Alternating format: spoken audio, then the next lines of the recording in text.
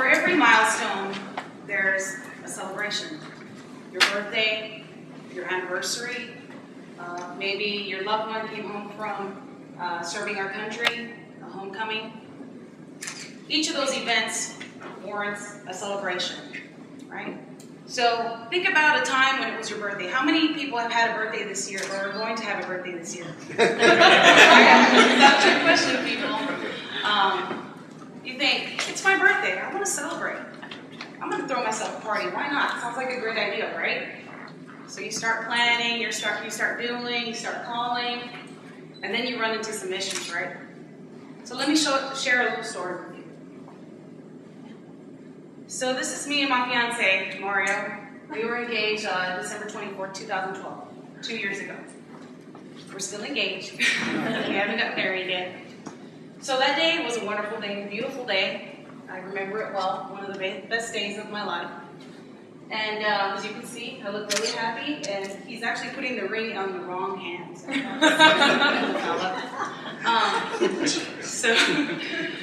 So you know, that same night, we went to our family, our friends, we shared the good news.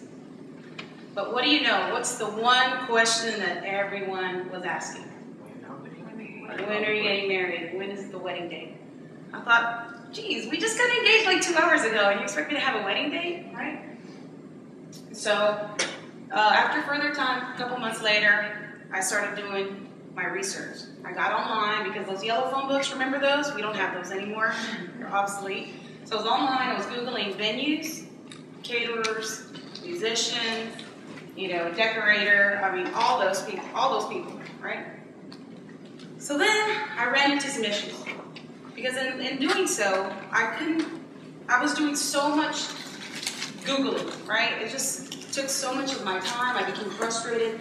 You know, I'm not a professional when it comes to party planning or event planning by no means. So after a while, after a couple of months of doing that, this is how I felt. It says it all right here. I was like out of my mind. I'm like, what am I going to do? I can't find a venue. You know, you call a venue, you call this one, after about 10, you only get 5 responses. You kind of give up at that point, you know. So that's pretty much how I was, well, at that time, I felt. And anyone who asked me that question, hey, when are you getting married? I said, talk to the hand. I'm not even going to discuss that right now. So why am I sharing this story with you? After further thought, and after Dr. Flores came up with the big idea or talked to us about it, I thought, what in my life is causing me some issues? Like, is there a problem that I have that I can solve? So instantly, I thought about my engagement. So we came up with the Eventageous. Eventageous is an innovative way. It's a platform created for people like myself, someone who wants to plan an event with vendors into a single platform. And it alleviates all the hassle and the stress and the pain you might feel from planning those events. So how does it work? So I have 2 categories here. You've got your dreamers and your achievers. And you're wondering, why did you choose dreamers and achievers? Well, I was reading a book of quotes, and Zig Ziglar, who's a motivational speaker, said if you can achieve it, you can dream it. Or you can dream it. If you can dream it, you can achieve it. Ta-da! The dreamers, you know, dreaming of that perfect event. I want to have this, I want to have that. I want it to be great. I want my guests to have fun. And then you got the achievers, who are the vendors, the people that can make it happen. So they would create their own profiles. So the difference is the dreamers would actually select their event criteria. So at that point, they would say, I have 100 guests. This is the day I want it. This is the time. You know, there has to be some flexibility, of course, but they're able to select that criteria and then add details as well. So there's a little bit of give and take. So that's a plus for the dreamer, because the dreamer, therefore, doesn't have to lift the finger, really, because the vendors actually come to them, right? So the vendors, on the other hand, will have a membership fee or advertising as well, and that's one of the ways we can earn revenue. and they'll have access to those posted events. So when the dreamer posts their event, whether it's an anniversary, a birthday party, baby shower, the vendor can go in there and read those posts, and they can find their business doing it that way, rather than having going out, market, have their own website. So it makes it easy for both parties. And I actually have, this is kind of what the website might look like.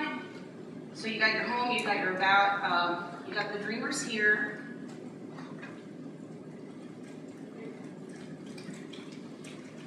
So the dreamers would be here at this point. And as you can see here, you have your details here, what type of event there is, and the vendor can then go in and place their bid for multiple products or one product, whatever the case may be.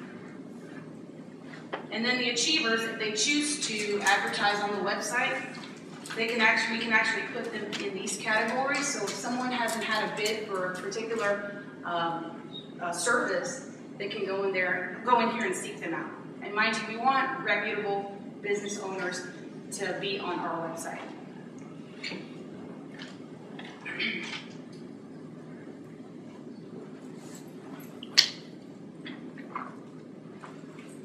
So the market analysis, who are we targeting? The social, middle to high income, people who have that disposable income to, say, hey, this person placed this bid, or we have a low bid, we have a high bid, they have that choice, but money's not an option for them.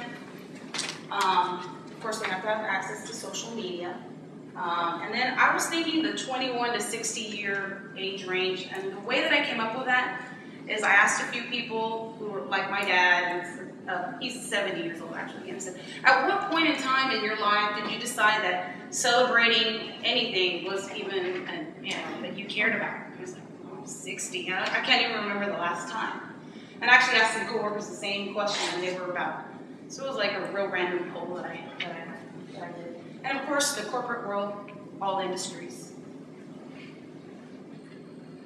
So interesting statistics here. I got this off the censusbureau.gov.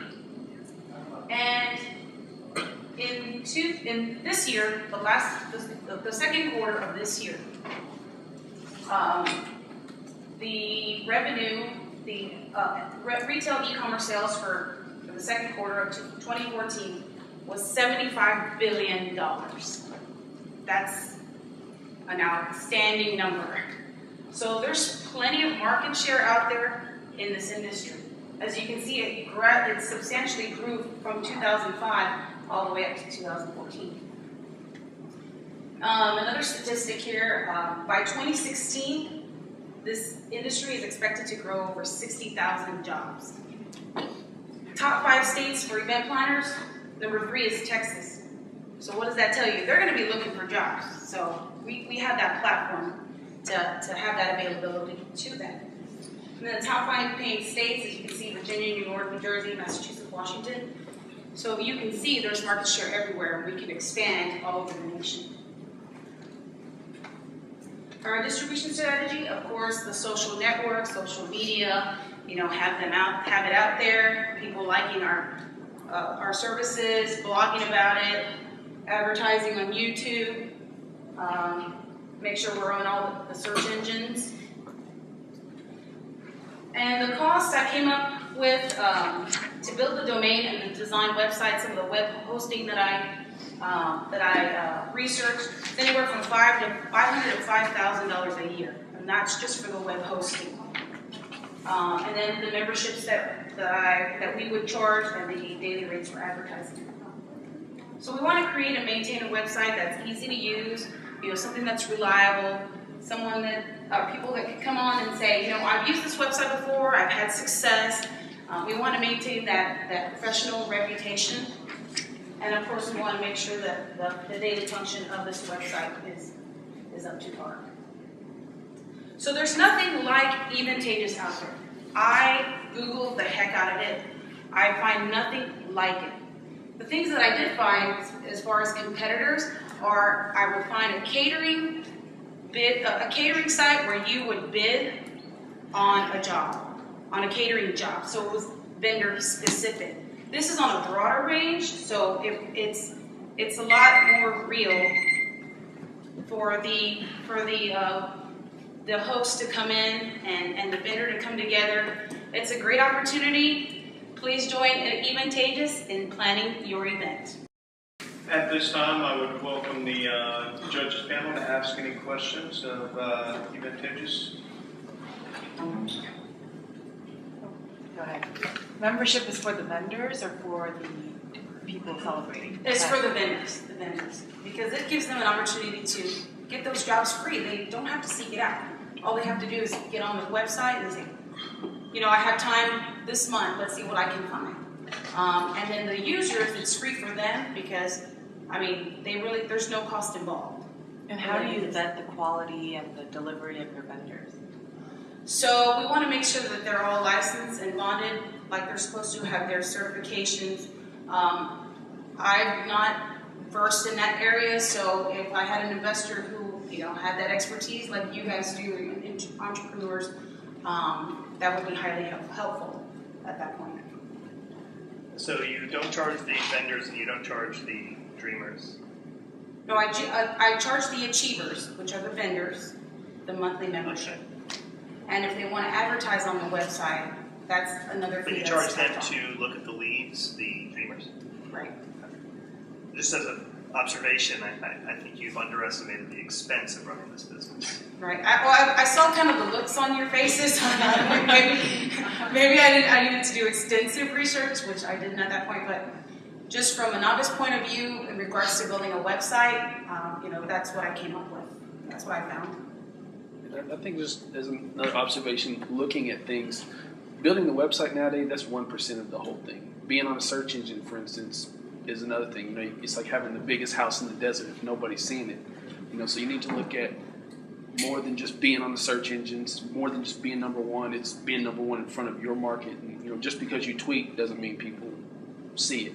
You know, you talked about your market being medium to high income. Typically, people like that are already going to have event planners and wedding planners and stuff like that on the site. So you're going to utilize social. Maybe you want to look at, you know, going after a more budget-friendly audience that can't afford the luxuries of those who have a lot of money.